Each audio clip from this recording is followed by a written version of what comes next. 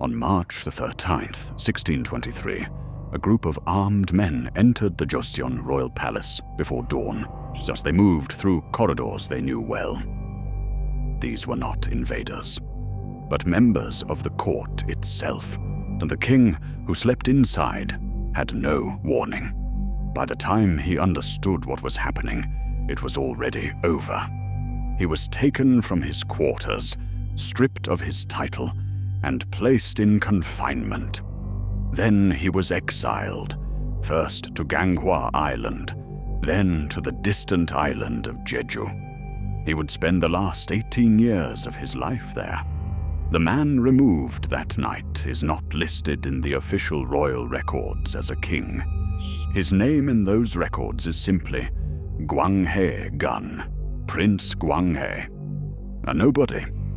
But Korea still argues about whether he was the smartest ruler Joseon ever had. Gwanghae was not supposed to rule Joseon. He was the second son of King Seonjo, not the designated crown prince, not the son born to the queen. In the strict hierarchy of Joseon's succession, the difference was absolute. The throne would pass through the legitimate line, and Gwanghae was not in it.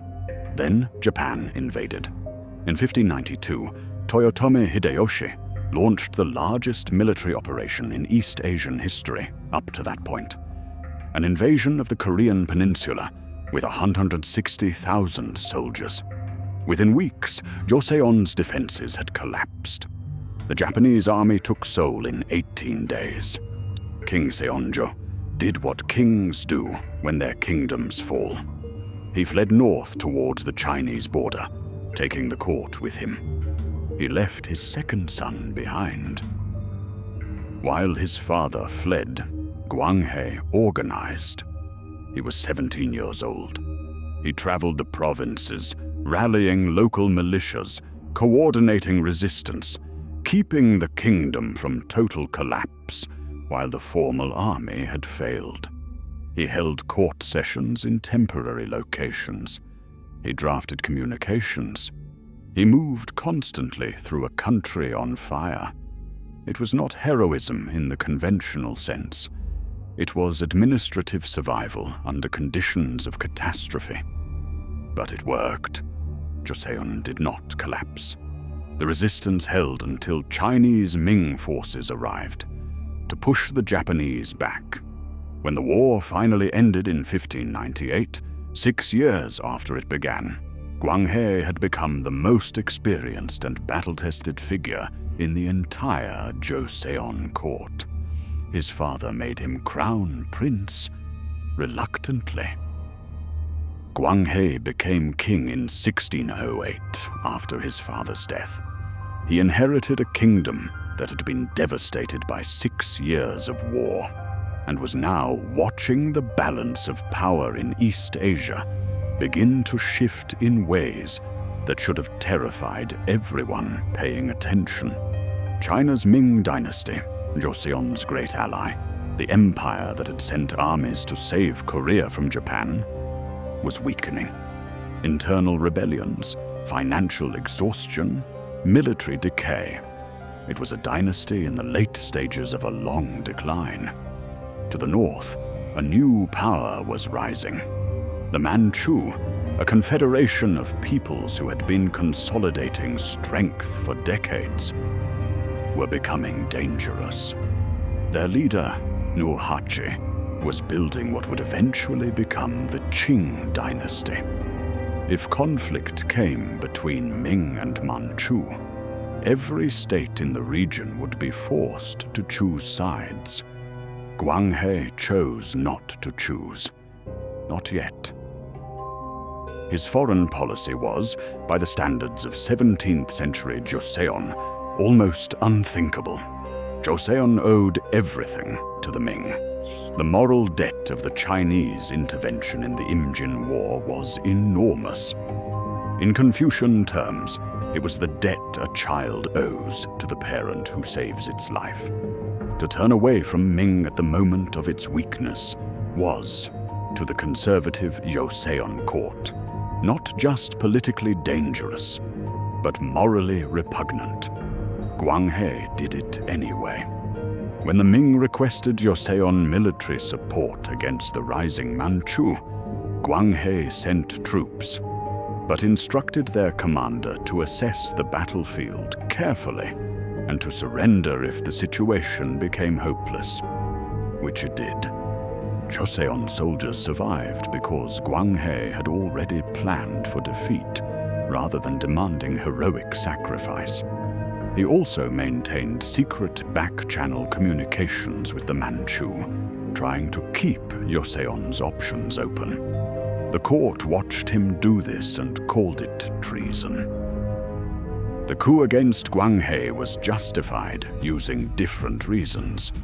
His opponents pointed to his treatment of his half-brother, Prince Yongchang, a younger royal with a rival claim, whom Gwanghae had killed in 1614. They pointed to his stepmother, Queen Dowager Inmok, whom he had confined and stripped of her title. They pointed to the massive palace reconstruction projects that had drained the kingdom's resources after the war. These were real acts, and they were genuinely brutal by the standards of Joseon governance. But they were also acts that many Joseon kings had committed without being overthrown.